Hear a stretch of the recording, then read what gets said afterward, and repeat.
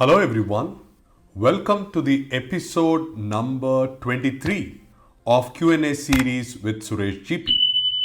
Today we are going to talk about an important topic of the relationship between DevSecOps and SRE.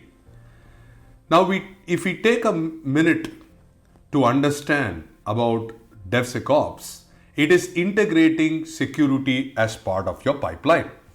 As you are aware, in DevOps, we focus on your continuous integration, continuous delivery, and continuous deployment so that from the design phase to deployment phase, you make things automated.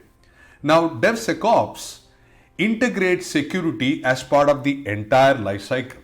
So the benefit of DevSecOps is to detect issues, vulnerabilities, and threats much earlier in the life cycle.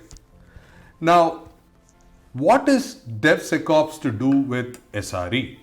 As you know, site reliability engineering focuses on reliability and resilience of your systems. Now, reliability is not just talking about your infrastructure reliability. That means keeping the lights on, making sure the system is not having a degraded performance. So you are maintaining your latency, availability, and capacity. That is not alone what we call as reliability. Reliability also means that you are protecting your systems from unauthorized attacks. You are preventing vulnerabilities and threats that could become a huge havoc for your system reliability. And you might probably miss the whole conversation of protecting customer data, employee data, and finally managing and maintaining privacy throughout the ecosystem. So in all practical purposes, if you look at site reliability engineering will not be complete without having DevSecOps integrated as part of the pipeline. So this way that we are not only talking about reliability from an infrastructure standpoint, we are also ensuring that all the security threats, vulnerabilities are addressed prior to our deployment part.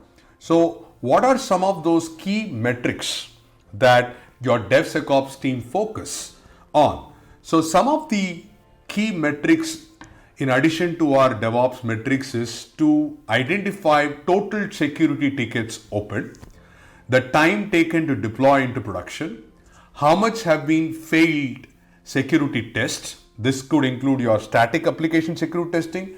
This could include your dynamic application security testing.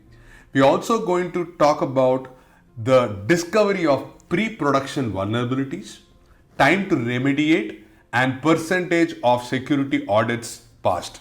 So all of those stuff in totality reinforces that we have adequate measures taken from the beginning of the life cycle to ensure reliable, consistent services are delivered. So, if you are thinking about site reliability engineering implementation, it is also important to consider yourself to build that ecosystem of DevSecOps as part of the integrated pipeline so that you and your organizations can get holistic benefits of an integrated DevSecOps and an SRE. I hope that this edition of the QnA series was useful to understand the relationship between DevSecOps and SRE. I look forward to seeing you in our next episode of QnA series. Until then, stay tuned and post your questions that we would be able to take and address it in our future episodes. Until then, stay well and thank you so much.